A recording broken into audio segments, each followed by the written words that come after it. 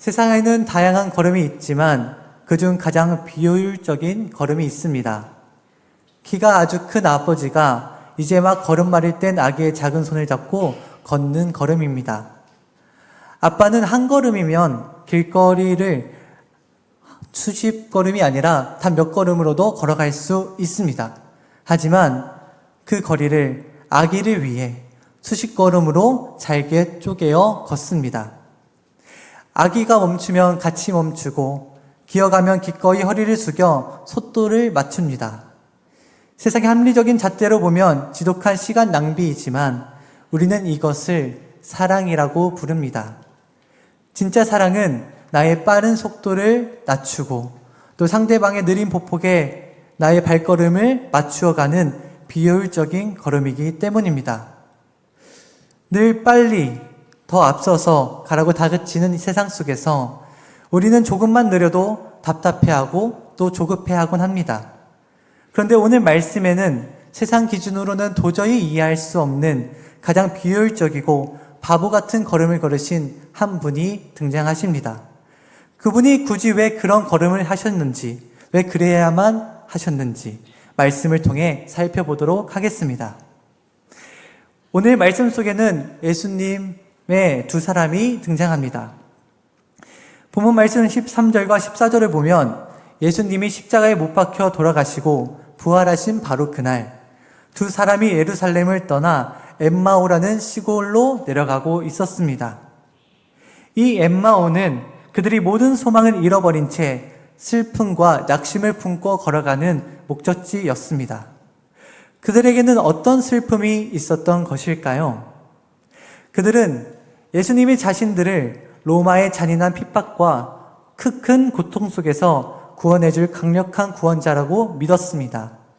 그런데 그 기대와는 달리 예수님이 십자가에서 너무너무 무력하고 또 참혹하게 죽으시는 것을 목격하였습니다. 그들의 모든 소망이 산산조각 났습니다. 꿈이 무너진 채 처절한 패배감과 절망감을 안고 걷는 그 걸음은 한없이 무겁고 고통스러웠을 것입니다. 예루살렘에서 엠마오까지는 약 10km의 거리입니다. 희망을 품고 갈 때는 금방이라도 갈 거리이지만 패배자가 되어 고개를 푹 숙인 채 터덜터덜 걷는 그 걸음으로는 한없이 길게 걸어가야 되는 걸음이었습니다.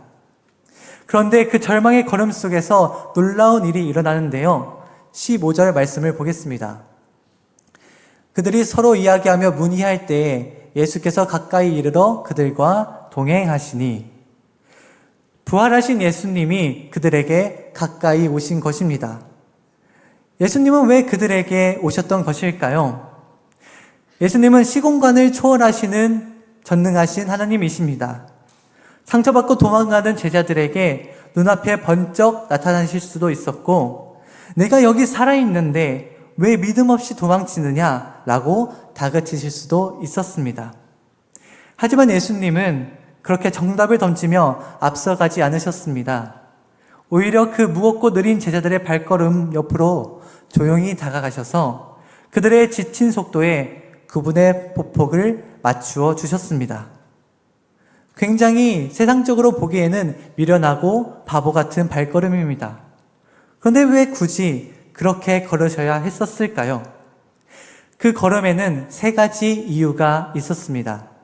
첫 번째 이유로는 그들의 아픔을 끝까지 들어주기 위해서였습니다. 17절을 보겠습니다. 예수께서 이르시되 너희가 길 가면서 서로 주고받고 하는 이야기가 무엇이냐 하시니 두 사람이 슬픈 빛을 띠고 머물러 서더라. 예수님은 대뜸 정답을 말씀하시지 아니하시고 다정하게 질문을 던지셨습니다. 이 질문에 제자들은 슬픈 기색을 띠고 머물러 서서 자신들의 원망을 쏟아냈습니다.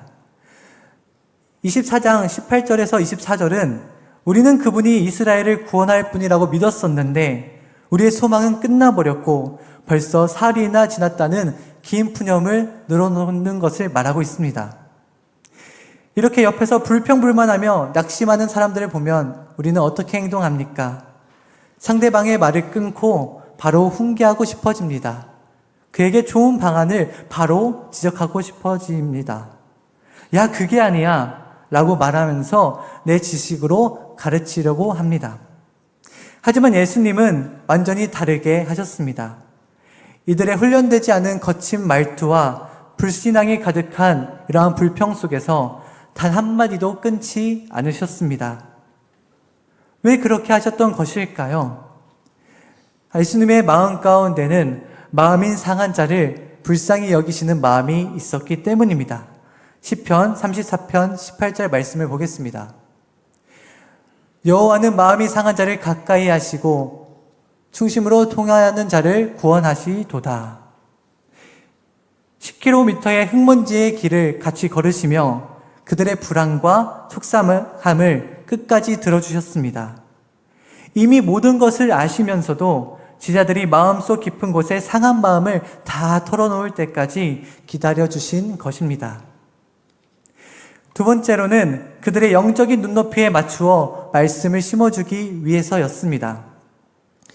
예수님께서는 제자들이 원망을 다 쏟아내고 나서야 입을 여셨습니다. 미련하고 더디 있는 그들의 영적인 수준에 맞추어서 모세부터 또 선지자의 글까지 시작해 성경을 차근차근 풀어주셨습니다. 15절에 동행하시나 라는 이 단어는 헬라어로 심포류 오마이라고 읽습니다. 이 심포류 오마이는 같은 방향을 향해 호흡을 맞추며 걷다라는 의미를 담고 있습니다.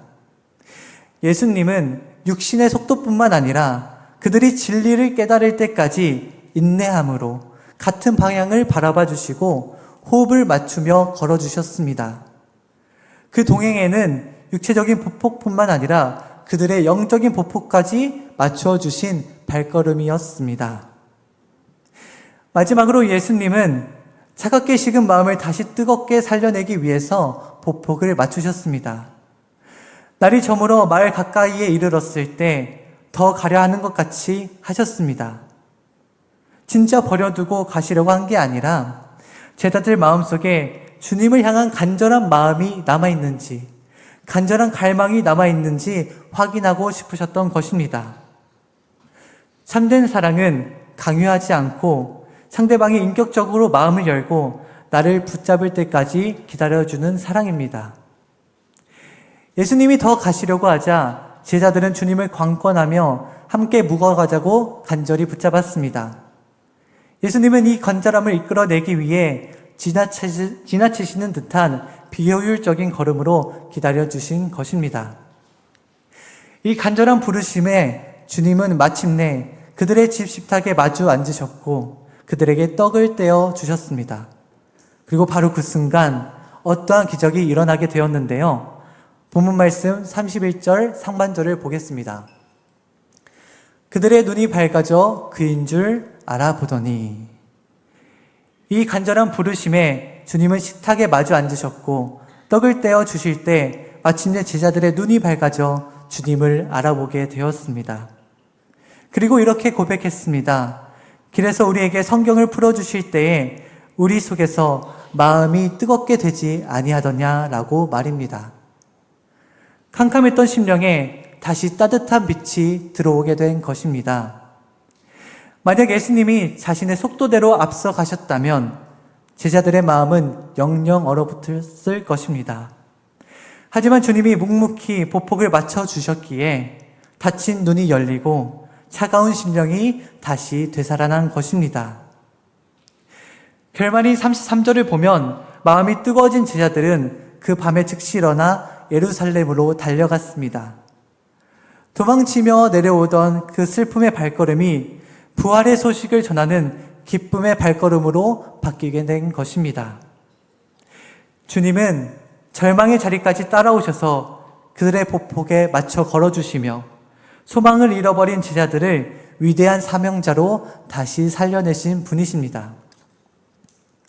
사랑하는 여러분, 오늘 밤 우리가 이 자리에 나와 예배하며 기도할 수 있는 진짜 이유가 여기에 있습니다. 우리가 남들보다 믿음이 대단해서가 아닙니다. 우리가 작은 시련 앞에서도 쓰러지고 응답이 조금만 더뎌도 도망쳐버리는 연약한 자들입니다. 하지만 주님이 우리를 끝까지 포기하지 않으시고 아빠가 어린아이에게 걸음을 맞추듯 우리의 실패한 복복에 기꺼이 맞춰주셨기 때문에 영적인 눈을 뜨고 여기에 서 있는 줄을 믿습니다. 그렇다면 이 눈물겨운 사랑을 받은 우리는 이제 어떻게 걸어갈 수 있을까요? 거창한 무언가를 하기보다는 그저 내 옆에 있는 소중한 사람들을 위해 나의 속도를 조금만 늦춰보는 것으로 시작하면 어떨까요? 로마서 15장 1절 말씀은 우리에게 이렇게 사랑의 방향을 권면하고 있습니다.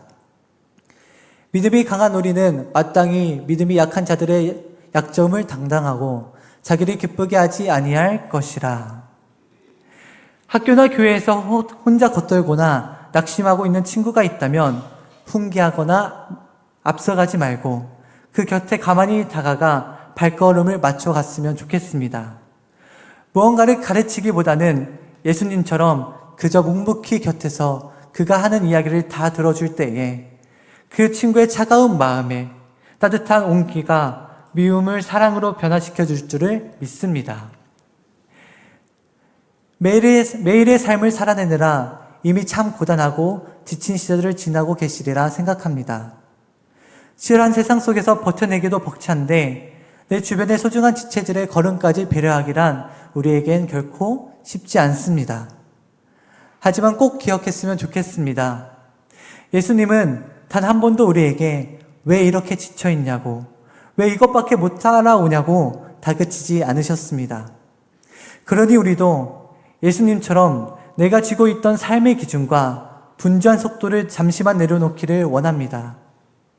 연약한 배우자, 마음이 아파하고 있는 자녀, 방황하는 지체의 곁에서 가만히 숨을 고를 수 있도록 발걸음을 맞추는 우리 모두가 되기를 간절히 소망합니다. 그들이 슬퍼할 때 정답을 주기보다 함께 멈추어 가만히 들어주고 조금 더디더라도 따뜻하게 기다려주는 것만으로도 충분합니다. 이 따뜻하게 맞추어 걷는 사랑이 흘러갈 때 비로소 우리 가정과 교회에 가려진 눈이 밝아지고 슬픔의 걸음이 기쁨의 다른 박질로 바뀌는 기적이 일어날 줄로 믿습니다.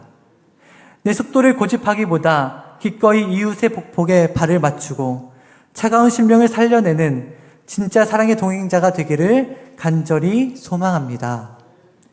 기도하겠습니다.